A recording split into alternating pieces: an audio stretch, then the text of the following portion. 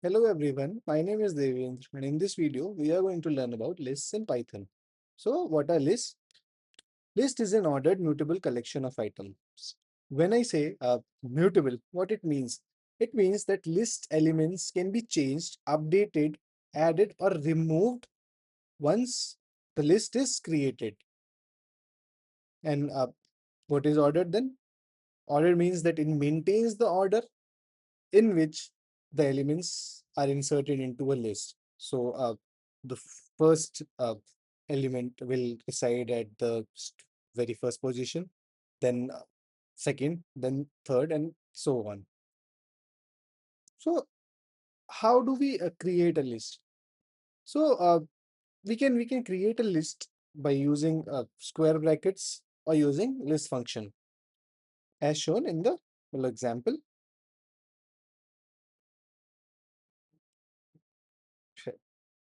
Sorry, let me select my okay. See, so here I am creating a list using square brackets. Similarly, I can create lists using list function as well. Yep. So now how do we access elements? If since we have already created a list, now we want to know how we can access it. So list can be accessed using indexing or slicing. So it works both ways. You just understand these by example. So indexing, the similar way we did in strings. Indexing works in both the ways, forward indexing and backward indexing. Forward indexing, where it starts with the indexes starts with 0 till the length of the string. So here it will start with 0 till the length of our list. So whatever is the length of our string, it will go till that one. So 0, 1, 2, 3, and so on till the length of string minus 1 actually. So, because it's starting with 0. And for backward, the indexing starts from minus 1. So the last element will be minus 1, second last will be minus 2, and it will continue till the very first element. Okay, so let's see how we can access elements in a list using indexing. So, for example, I have a list 1, 2, 3. Then, if I want to access the first element, I can just say I can just pass my index. I can just pass the index as 0 for the first element. Similarly, if I want to access the last element, I have to pass index as minus 1, the backward indexing or negative indexing. Okay. Then we have another way to access a list or elements within a list. So slicing, where what we do, we provide a range to get the elements. So that's shown here. So what we did now here, what we want a subset. So what it will do, it will give me or return the elements from indexes 1 till 3. Okay, so as a result, what I'll get so let's see the indexing. So my list 0, 1, 2, 3, 4. So here first I need 1, 2, and 3. So it will return 2, 3, 4 as a result. Okay, one more example of negative indexing. If you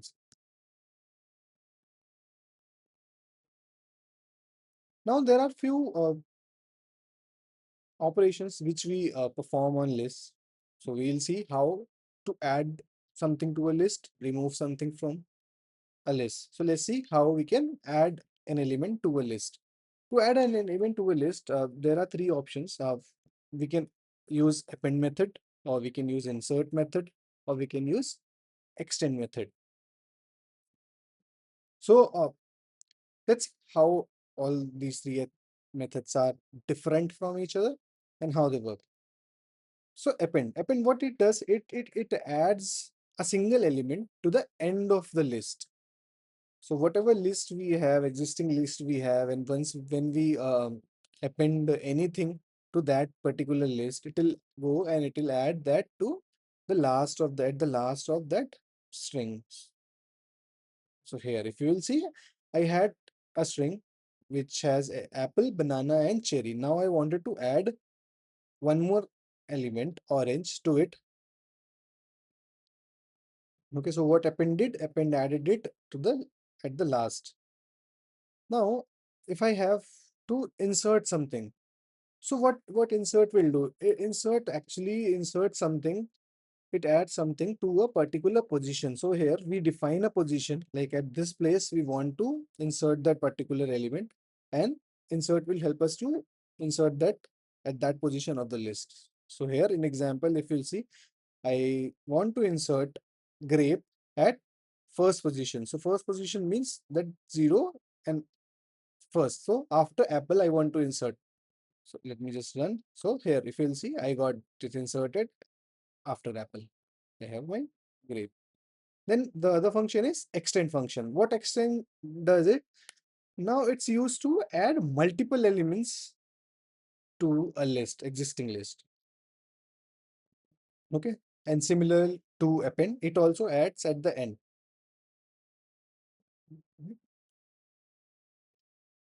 Now, moving on to the next, if we have to see how we can update any element in a list. So this is also very straightforward. We can simply do it by accessing the elements using indexing, and we can modify whatever data we want to modify. So here, if you will see, I have a list.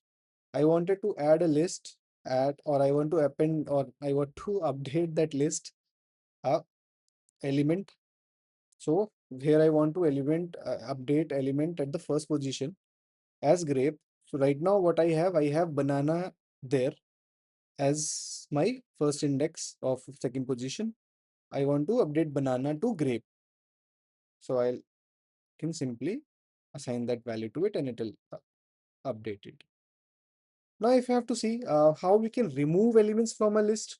So removing elements from a list can be done using multiple ways. The first is the remove function or remove method. So what it actually does is it will just remove the very first occurrence of a specified element.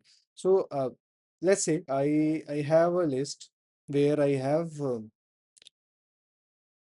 few elements defined. I have few elements there. Now I want to remove one of the element. So I'll just pass that element name, like what element actually I want to remove, and it will remove. So remove functions helps in that way. Okay. So in the example, what I wanted to do, I wanted to remove banana from the list. So if you'll see, it returned apple and cherry only, and banana is no longer there. Then we have pop function. Pop function, what pop function does it actually removes uh, any element at a specific index.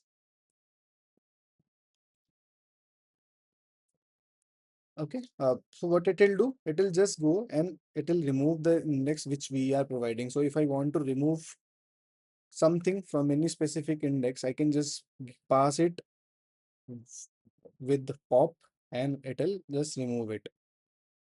So see, here I wanted to remove the element at the first index, and first there was banana. So it returned apple and banana. What was the removed element? Banana. Okay. Now, what happens if we don't pass anything here? If you don't pass anything there, it will just go and it will remove the last element. So it works as the so it works in the way where it will just go and it will remove the last element from the list if we do not provide any specific index. Then we have another method, delete. So what it does is it will just delete the element specified at certain index. So there, same thing. I wanted to delete the element at 0th index, which was apple. So as a result, it returned banana and cherry, and it removed apple. It deleted it. Then again, if we have to delete everything, or if we have to remove everything from our list, we can use clear function. So clear, what it will do, it will empty the list. It will remove everything or delete everything from that particular list. Okay. So at last we have nested list in Python. So what are nested lists? Basically, these are the lists where a list contains another list element. Okay. So if you will see here, an example, I have a list where I have elements. So I have a string, then again a string, and then a listed string which contains two elements. So now if I have to access the elements of this, how will I do? I'll just pass the indexes of the values where which I actually want to access. So if I have to access 0th index, which means apple, then again a first, which is banana, then third, or sorry, a second, setting second will return me. Uh, Now actually, if I just pass second, what it will return? It will return both the elements, or it should return both the elements, right? But if I have to access individual elements, in that case, what I'll what I can do, I'll just pass the indexes of both of them. Sorry, this is my nested list. I just want to remove this.